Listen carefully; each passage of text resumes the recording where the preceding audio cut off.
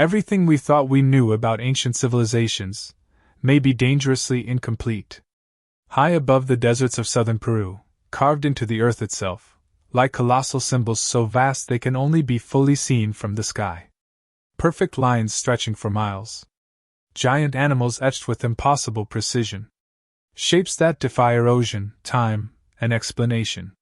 For decades, scientists believed these were simple ritual paths. Primitive art.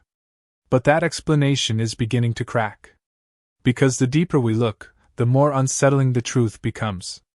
How did a civilization with no known flight technology create designs meant to be viewed from above? Why are some lines aligned with celestial bodies in ways that rival modern astronomy? And most disturbing of all, why do these markings resemble runways? This is not just a story about the past. It is a question about who we are, and whether we have ever truly been alone. The desert is silent. Not the peaceful silence of nature, but something deeper, something ancient. A stillness so complete it feels as though time itself has stopped breathing. Beneath the blazing Peruvian sun, the ground stretches endlessly, cracked and lifeless. At first glance, there is nothing here. No cities. No monuments. No signs of greatness. Just dust and stone. But then, slowly, as the camera begins to rise, the impossible reveals itself. Lines. Perfectly straight. Stretching across the desert for kilometers. Intersecting, diverging, forming shapes too large for any human standing on the ground to comprehend. And then, suddenly, a hummingbird. Not a real one, but an enormous figure etched into the earth, its wings spanning over 90 meters. Nearby, a spider. A monkey. A condor. Each drawn with precision so exact it rivals modern engineering. And yet, these were created over 2,000 years ago by a civilization that had no written language, no metal tools, and no known way to see their work from above. The Nazca Lines are one of the greatest enigmas in human history. Discovered in the 1920s but truly revealed only with the rise of aviation, they cover nearly 500 square kilometers of desert. Thousands of lines. Hundreds of geometric shapes. Dozens of massive animal figures. From the ground, they are invisible. Meaning whoever created them never intended them to be seen by human eyes walking the earth. This alone breaks one of the fundamental assumptions of ancient art. Art is meant to be seen. But these designs were made for something else. Something above. For decades, archaeologists proposed a simple explanation.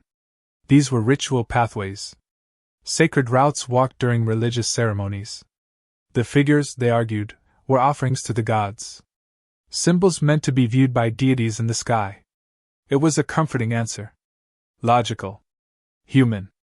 But as technology advanced, new data began to emerge, and the simplicity of that explanation began to collapse. Satellite imaging revealed something disturbing. Many of the lines are not random. They align with astronomical events. Solstices. Constellations. Planetary movements. Some stretch toward the horizon at angles that match the rising and setting of specific stars thousands of years ago. This suggests not only intention, but knowledge. Advanced knowledge of the cosmos.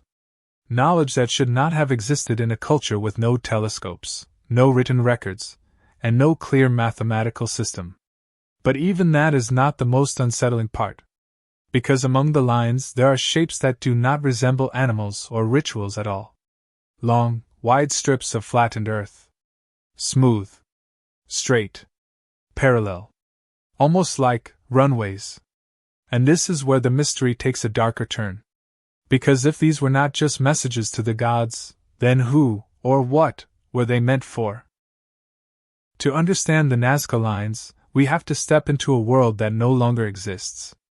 A world where survival depended not just on strength, but on understanding forces invisible to the eye. The Nazca civilization lived in one of the driest places on Earth. Rain was rare. Rivers were unpredictable. Life itself was fragile. And yet, instead of building upward like other ancient cultures, they carved their beliefs into the ground itself. The lines were not painted or constructed. They were created by removing the top layer of dark, oxidized stones, revealing the lighter soil beneath. A simple technique. But when scaled across kilometers, it becomes something extraordinary. Precision without aerial view. Geometry without modern tools. Consistency across vast distances. Even today, replicating such accuracy without advanced surveying equipment would be a challenge. Researchers began to uncover something deeper. Beneath the desert, hidden from sight, lies an intricate network of underground aqueducts known as puquios. Spiral wells that tap into ancient water sources, channeling life through an otherwise dead landscape. And when scientists mapped these water systems, a pattern began to emerge. Many of the Nazca Lines point directly toward these hidden aquifers. Some even trace the flow of underground water. Suddenly, the lines were no longer just art, they were information. A massive, landscape-scale map of survival. A system that connected the sky above with the water below. The shapes, animals, spirals, geometric forms, may have functioned as markers, guiding people to the most precious resource in their world. But this explanation, while elegant, does not solve everything. Because it still leaves one critical question unanswered. Why make them so large? Why design them in a way that only makes sense from the sky? Then came the experiments. Modern researchers attempted to recreate the lines using only the tools available to the Nazca people. Stakes, ropes, basic measurements. And surprisingly, it worked. With enough coordination, groups of people could create large-scale designs without ever leaving the ground. This suggested that the Nazca were not technologically incapable. They were, in fact, highly organized. Capable of executing complex projects with remarkable precision. But capability does not explain intent. Because even if they could create these lines, why would they choose to do so in a way that no human could fully appreciate? Unless, appreciation was never the goal. Some researchers began to explore a more radical idea. Not extraterrestrial visitors, but altered states of human consciousness. The Nazca culture is known to have used hallucinogenic plants, substances that can distort perception, expand awareness, and create vivid visions. What if the lines were not meant to be seen physically, but experienced mentally? Ritual pathways walked during trance-like states, where participants believed they were connecting with higher realms. From above, the shapes may have represented symbols visible only to gods, or to the human mind under the influence of powerful substances. But just as this theory gained traction, another discovery shifted the narrative once again. New lines were found. Hundreds of them. Smaller, more complex, and in some cases, depicting humanoid figures unlike anything seen before.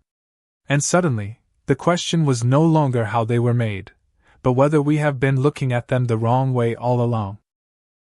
What if the Nazca Lines are not a mystery of construction, but a misunderstanding of purpose? For centuries, humanity has assumed that ancient civilizations were limited, primitive minds in a harsh world, struggling to survive. But the deeper we investigate sites like Nazca, the more that assumption begins to fracture. Because these lines are not random. They are not chaotic.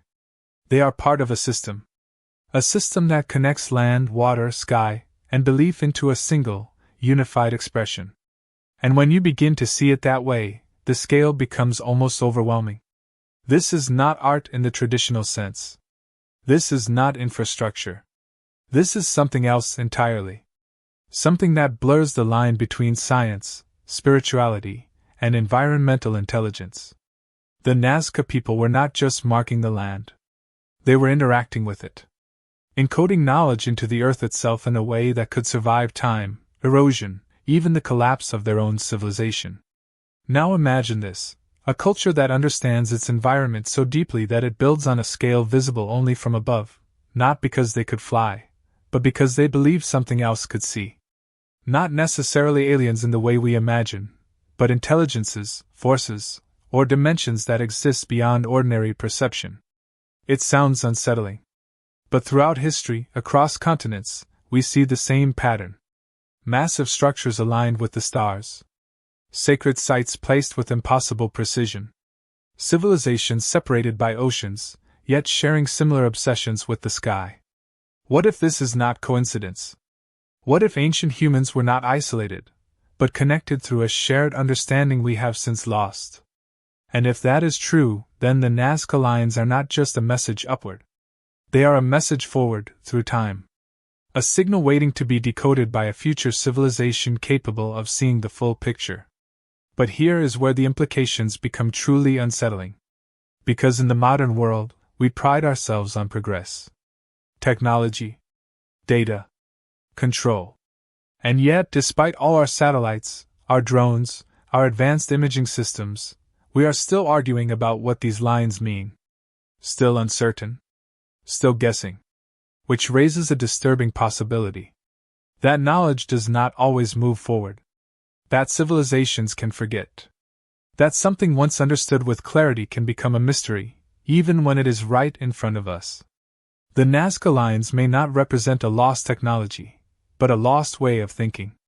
A way of seeing the world not as separate pieces, but as an interconnected whole. Sky, earth, water, consciousness, woven together into a system we no longer recognize. And maybe that is the real message hidden in the desert. Not a landing pad. Not a map. Not even a ritual. But a reminder. That humanity has stood at the edge of understanding before. That we have touched something vast, something beyond ourselves, and then let it slip away. The lines remain. Silent. Patient. Waiting. Not for aliens, but for us to catch up to what we once were. Because in the end, the greatest mystery is not who made them, but how much we have forgotten since.